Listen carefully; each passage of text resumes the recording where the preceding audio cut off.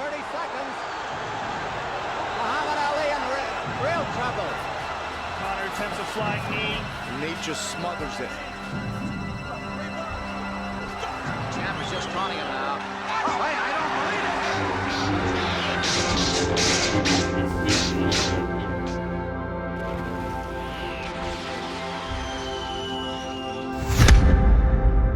it. Amazing, isn't it? How he can just be taken in. Real, fake, scripted, or animated. Lightsaber duels, aerial showdowns, or gunslinging standoffs. Fighting is something that has held the interest of mankind for thousands of years. The oldest sport in the world is wrestling. The current highest paid athlete is a boxer. The cinematic dynasty that dominates the box office today is centered around fighting. But why are fight scenes so captivating? What is it about them that holds our attention so perfectly? In this video, I hope to outline what I believe are the most important aspects to create a compelling fight scene. And what better fight to focus this video on than the fight that started it all for me when I was 9 years old. The same fight that made my interest blossom into a passion and eventually an obsession. Today, we are taking an in-depth look at what I call Akira Toriyama's fight scene masterpiece. Goku vs. Vegeta. If you were to ask fans of action films what they thought the most important part of a fight scene was, most would be inclined to answer with, quite simply, the action. It is an action scene after all. Just show some spectacular stunts and feats of strength, that should suffice, correct? Well, no, actually, for one simple reason. A good fight scene needs context. The setup is important, and something that I think quite elegantly demonstrates this fact is the sport of boxing. Typically speaking, in a boxing pay-per-view, the entire show is sold on its main event exclusively. The Floyd Mayweather vs. Conor McGregor fight was what everyone tuned in to see in 2017. I'm certain many of you watching this video right now saw the fight. But how many of you were excited for, or even watched, any of the other 7 fights that night? I would imagine the number is drastically lower than the number of pay-per-view buys the show ended up receiving. And that is because with those fights, there were no established stakes. Their characters were not defined and the viewers didn't know anything about them. I have no doubt the individuals involved in those fights were exceptional athletes, but that usually isn't enough to capture attention. What they needed, and this is the same thing any good writer of a fight scene is looking for, is to give the viewers or readers a why. When writing Dragon Ball, Akira Toriyama made absolutely certain before Goku and Vegeta even laid eyes on each other, the following questions had been answered for his readers. What is at stake?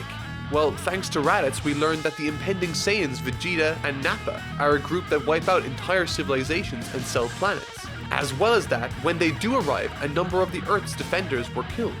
Therefore, if the fight doesn't end in Goku's favor, then he loses everything and everyone.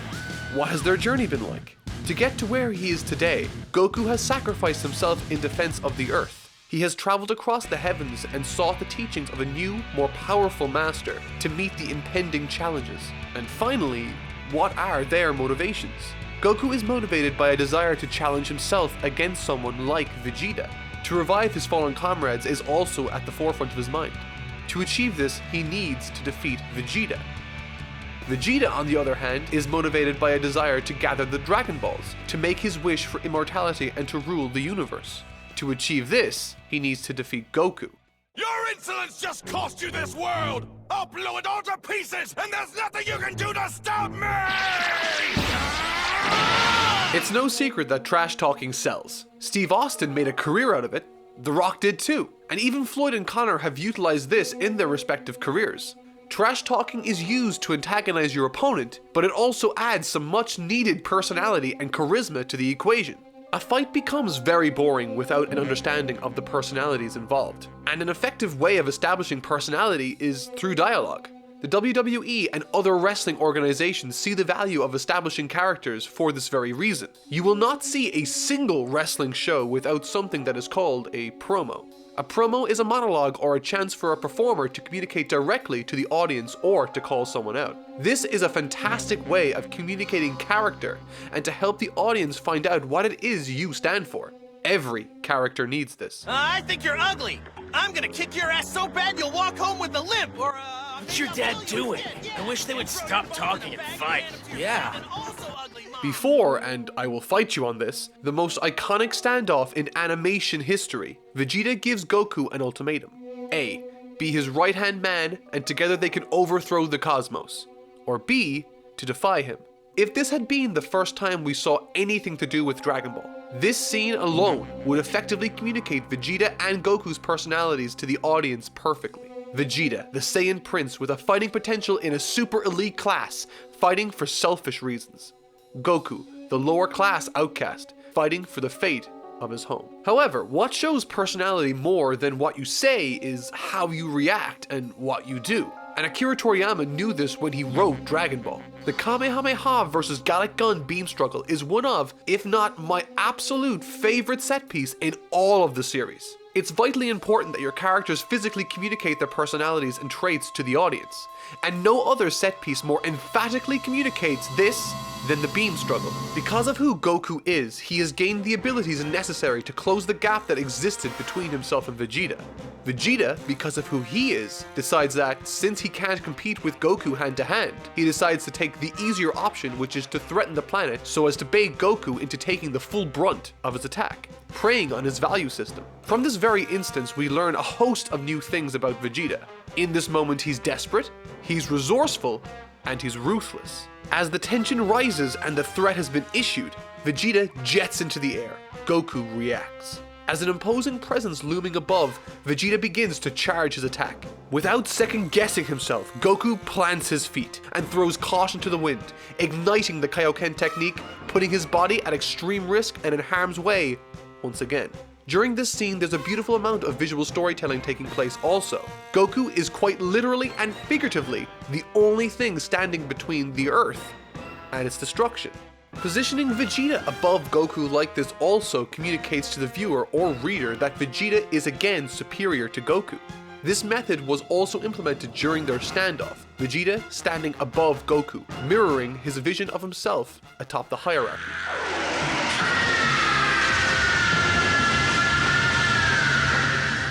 The following point I want to make here actually was the inspiration for this video. It's a point I don't hear brought up at all, and is something I believe is nowadays the most important aspect to keeping a fight scene compelling. What I am talking about is the pacing of a fight scene. If I was asked to pinpoint the moment the fight began between Goku and Vegeta, I would say right here. And again, if I was asked when the fight ended, I would have to say here. But what's in the middle? The fight, right? Well, yes and no. If I wanted to, between the beginning and the ending I pointed out, I could outline 13 individual stories that are being told over the course of this entire fight. This is how the author of a comic or story manages the attention span of his or her viewers. There are most definitely more than 13 individual stories that take place during this section. This just happens to be what I came up with off the top of my head. But the point I am trying to make with this timetable is that there is more to a single fight than just what you think you are seeing. Making up this single fight is a series of interconnected stories. Pay attention to this the next time you see a fight scene, and see if you can identify when the subject of the fight itself changes, either momentarily or completely. This constant shift in focus helps keep the viewer's attention strong throughout. What I am about to break down for you is common knowledge to most hardcore pro wrestling fans, but perhaps even they might not see the correlation between that and every fight scene in most stories. And of course, this pertains exclusively to fiction. Okay, so let's break it down. In order to effectively pace a long fight scene, you need to make sure you do at least some of these things during it. These things are the shine, the cutoff, the hope, the double down, and the finish. Now, I can hear you already. What are they, and where do they apply to the Goku and Vegeta fight? Well, I'm glad you asked. The shine. This is where the good guy, in this case Goku, demonstrates his superior ability to the bad guy, who is in this case Vegeta. The shine is when we see how the fight would go if it was done 100% fairly. This gives the audience an idea of what the good guy is capable of. So the shine in this instance was the opening to the fight, Goku's initial flurry and his Kaioken ×3. Akira Toriyama uses this to communicate who is the superior fighter. And just as things are going well, we are thrusted into the next phase, the cutoff. The cutoff is when the bad guy decides that enough is enough. Things are not going his way, and so it's time to use nefarious means to gain the upper hand over the good guy. This is when Vegeta decides to threaten the Earth in an attempt at gaining the upper hand on Goku, eventually resorting to transforming into the Ozaru transformation, which multiplies his strength 10 times over. The fight is now dominated by Vegeta. And during the bad guy's domination, we get introduced to the third phase, the hope. This is the moment or moments during a fight where, through clever planning, skill, or tenacity, the good guy manages to turn fortune in his favor before being brought to his knees again by the bad guy. This is to create the illusion to the viewer or reader that the good guy still has a chance at gaining the upper hand before taking it away again. There are a number of moments in this fight that match this description. It could be Goku's initial solar flare and charging of the Spirit Bomb. It could be when Yajirobe cuts off Vegeta's tail. But what sticks out more than anything to me in my head was this. The Spirit Bomb connects with Vegeta, causing him to fly miles into the air only to crash to the Earth once again. However, despite taking a lofty amount of damage from the blast, Vegeta still rallies himself enough to remain in a dominant position. The Double Down. The Double Down is when all fighters involved are incapacitated on their backs, unable to move with exhaustion. The playing field has been leveled. This usually manifests due to a split-second decision made by the good guy or a mistake made by the bad guy. This is when Gohan falls onto Vegeta as the Ozaru. Vegeta up until this point had been systematically dismantling the Earth's defenses, overcoming every trap. But with the help of Goku and a miscalculation on Vegeta's part, Vegeta finds himself crushed beneath an enormous Ozaru Gohan, resulting in himself, Gohan, Krillin, and Goku all down for the count, until finally, the finish. This is, as the name suggests, when the conclusion to the fight takes place, and it just so happens to segue nicely into the final part of this video. I love this section, and I think Akira Toriyama has a wonderful flair for the dramatic too. When you are writing your conclusion, you ideally want to write it in such a way that it's not immediately predictable to the reader or viewer. This means that when you are faced with writing an ending to your fight, do not choose the first thing that comes to your mind. Don't even pick the first 5 things. Choose the 6th option at least. Chances are it will surprise your viewer that way. There are a lot of instances that caught me off guard when I first watched this as a kid. It was Vegeta's decision to fire the blast right at the Earth, Yajirobe's tail slice, Gohan's Ozaru transformation, and finally Vegeta's escape at the hands of Krillin. And once your ending is established, the important thing is to invite further storytelling. And this is achieved through planting seeds for the next arc in the middle of the current one, to be called back on at the end. In this case, it was their decision to pursue Namek.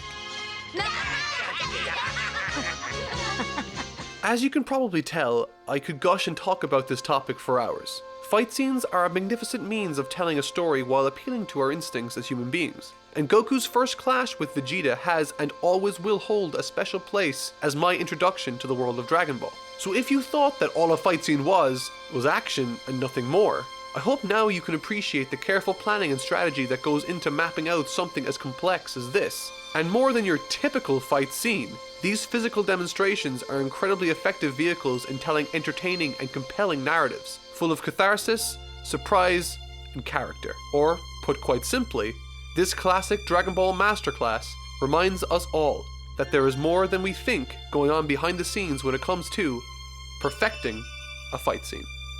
Thank you so much for watching.